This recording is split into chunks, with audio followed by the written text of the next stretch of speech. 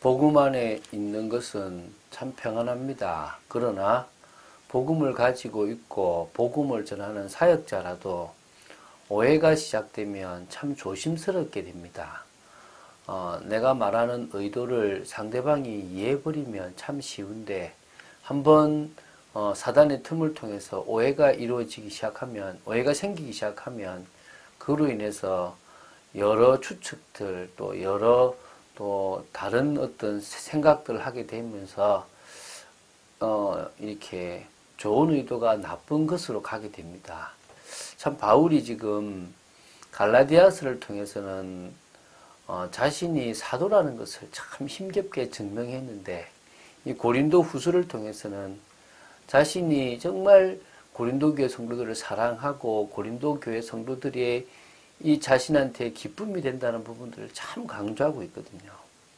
제가 보면서 참 이 바울의 중심을 이 고린도 교회 성도들이 몰라주고 있는 게 너무나 안타깝습니다.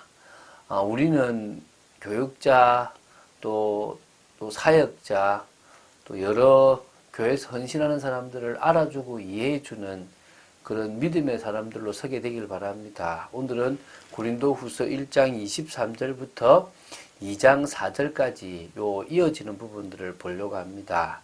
자, 고린도 후서 1장 15절부터 17절에서 자신이 고린도 방문 계획을 변경한 것은 인간적인 변덕이 아니라 나름대로 이유가 있다는 부분들을 설명했습니다. 그리고 바울은 자신의 계획이 인간적 유익을 따라 고려된 것이 아니라는 점을 밝히고 자신의 신실성을 옹호하기 위해서 18절부터 22절까지 해서요.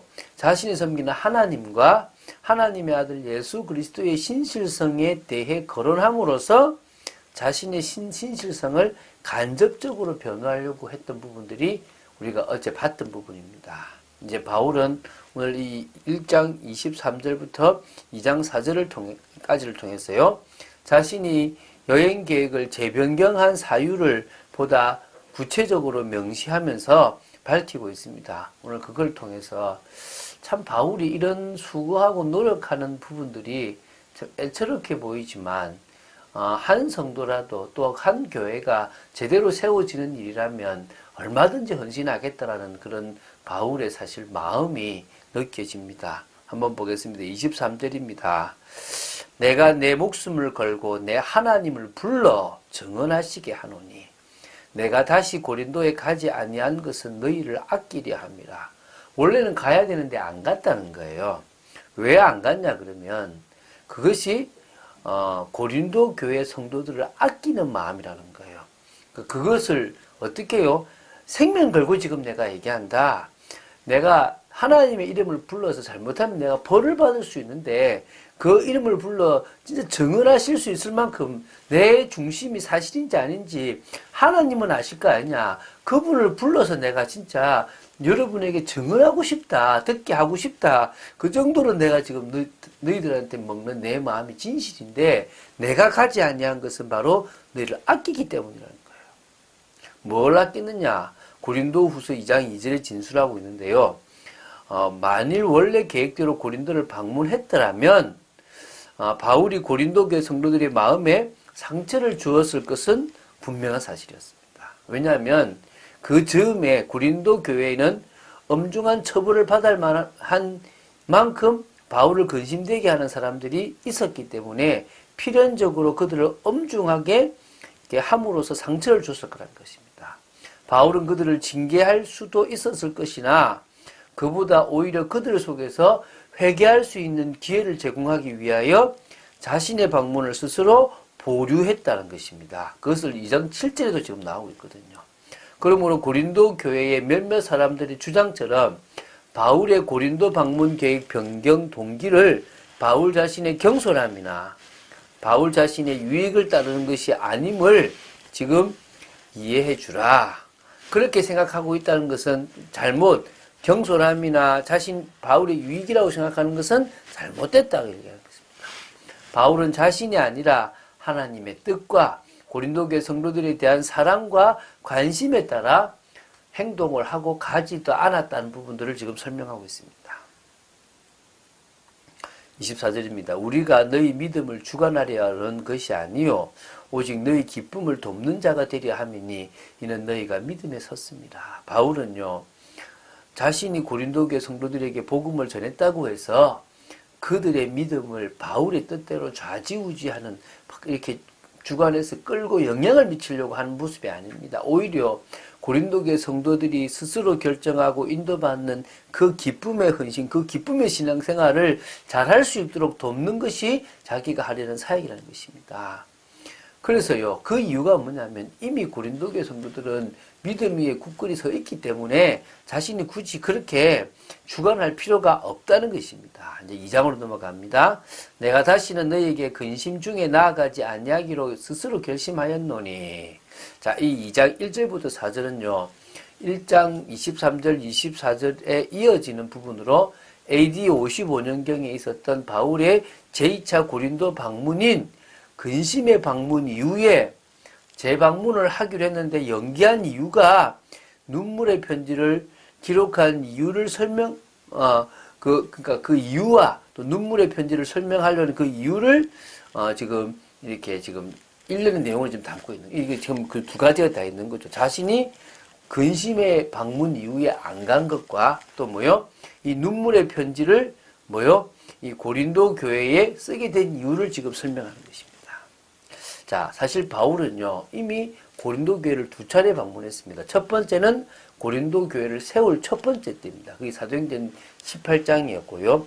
두 번째 방문은, 이 고린도 후서를 기록하기 얼마 전에 이루어졌습니다. 그런데 바울은 두 번째 고린도 방문이 바로 근심의 방문이었기에 다시는 근심 중에 나아가지 아니하기를 결심했다는 것입니다. 그래서 지금 그런 중심이 지금 느껴집니다. 2절입니다. 내가 너희를 근심하게 한다면 내가 근심하게 한 자밖에 나를 기쁘게 할 자가 누구냐. 자, 바울은요, 고린도 교회 성도들을 통해서만 자신이 기쁨을 얻을 수 있는 그런 정말 너희들이 잘 되고 응답받는 그게 나한테 기쁨이다라는 것을 설명합니다. 그런데 정작 그들을 슬프게 하면 그들로 말미암아 기쁨을 내가 얻을 수 없기 때문에 그들을 슬프게 하고 싶지 않은 마음을 지금 전달하는 것입니다. 그러니까 다시 말하면요, 바울이 고린도 교회 그 방문 계획을 변경한 이유가 바울 자신에 대한 고린도교회 성도들의 오해 때문에, 또 그리고 고린도교회 성도들은 자신들의 오류에 대한 책임으로 인해서 계획대로 자신이 고린도 교회를 방문하게 된다면 피차 근심하게 되고 상처를 받게 될 것이라는 것을 잘 알았다는 것입니다.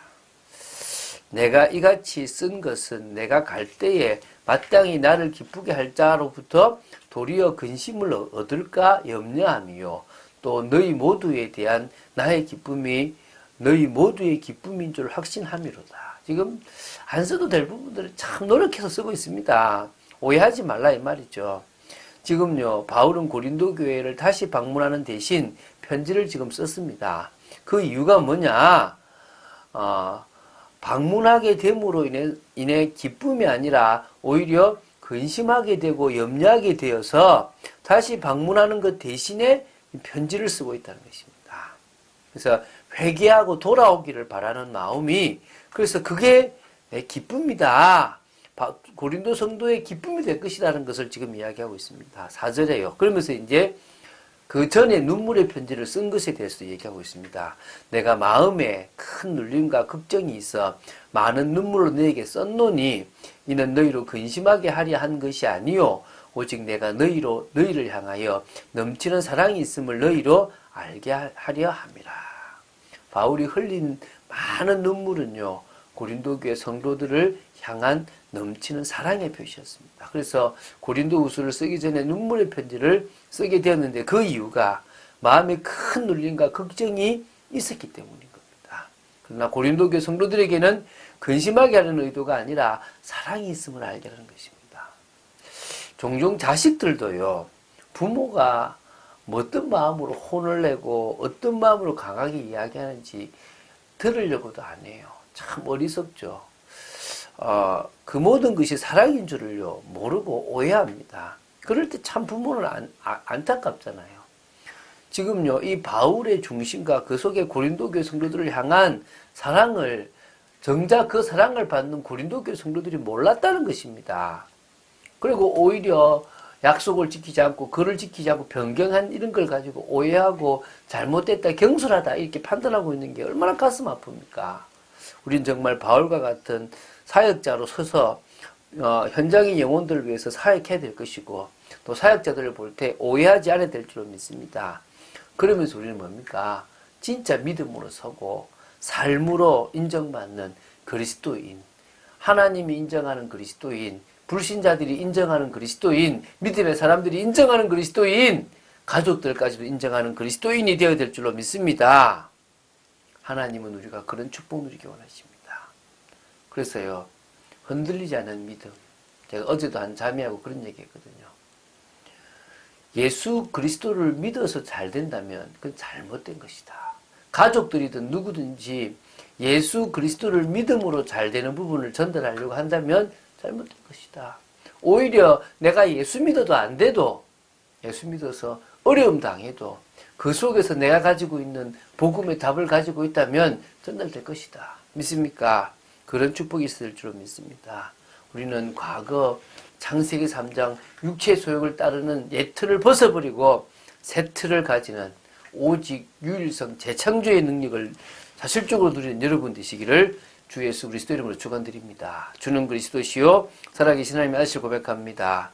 아버지 하나님, 바울이 고린도 교회 성도들에게 쓰고자 했던 그 내용들의 중심을 우리가 이해하게 되기를 바랍니다. 은혜를 내려 주시옵소서. 말씀 따라가는 참된 축복 누리게 허락하여 주시옵소서. 진정으로 성도를 사랑하는 참된 마음을 가지는 저희들 되도록 지켜 주시옵소서. 감사드립니다. 주 예수 그리스도 이름으로 기도드립니다. 아멘.